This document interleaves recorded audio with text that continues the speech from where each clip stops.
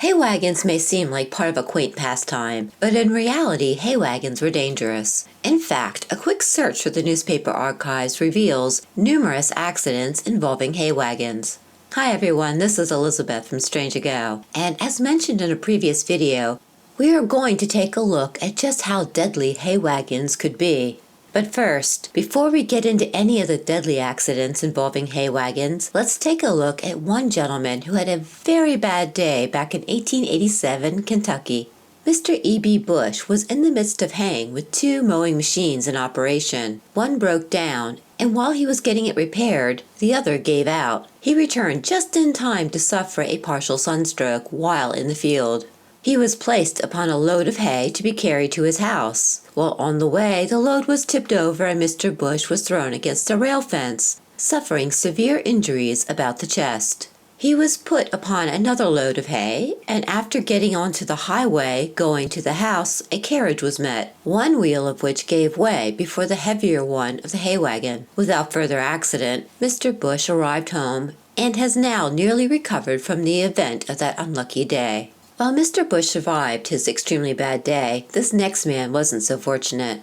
David Morton, age 29, was visiting a ranch in 1922 when things went terribly wrong. According to the article, courageously trying to stop a runaway team, David Morton was crushed to death near here late yesterday afternoon when he was thrown under the wheels of a heavy hay wagon. According to evidence brought out by the coroner's inquest, young Morton was a visitor at the Thompson ranch. Yesterday he went with Mr. Thompson to gather hay. A wagon load was gathered and they started out of the field. Young Morton walked along beside the wagon and team. A rut in the road caused the wagon to skid, and the hay, slipping suddenly, careened off the wagon rack. This frightened the team, which bolted. Morton, sensing the danger of Thompson unless the runaway was stopped, leaped in front of the horses and seized them by the bridle reins. For a moment he swung all his weight on the reins, like a cowboy bulldogging a steer. But a sudden wrench of one of the horses' heads hurled him off, and he was thrown under their clattering feet and the wheels of the wagon. His head was crushed, his body internally injured.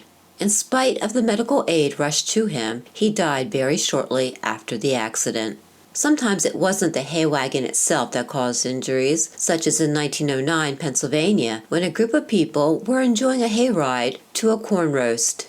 19 persons were severely injured, 2 probably fatal last night, when the hay wagon in which they were being taken to a corn roast was struck by a freight engine. Dorothy Henderson and Edna Snively were caught in the upset wagon and dragged a great distance. Both were injured internally, and their condition is critical. The 17 others, all young men and women, were painfully cut and bruised.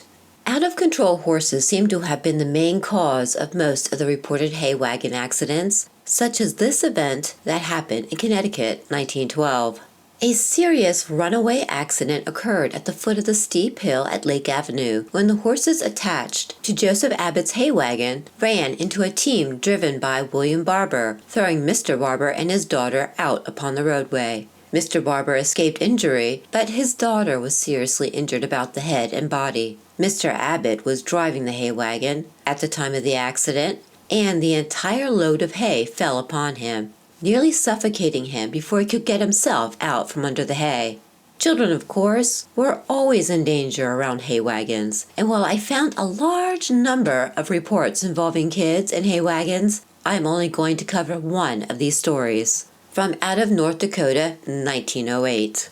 A very distressing accident occurred at the Tamman home, which resulted in the instant death of Mr. and Mrs. Tamman's 9-year-old son, Johnny. An older brother had hitched up a team to a wagon to go out into the field to get a load of straw, and had told Johnny that he didn't want him to go along, and had started the team off on a trot. But it seems that Johnny attempted to catch on to the moving wagon. His brother didn't see him until both wheels had passed over his head. The wagon struck his head just behind the ears and passed over the temple. It is thought that death was instantaneous. Tom Brackle, who was passing by on the road nearby, saw the accident and drove into town for the doctor, who went out only to find that the boy's life had gone out. And that's all I have for you today. I will see you again probably tomorrow. Thank you for watching and take care.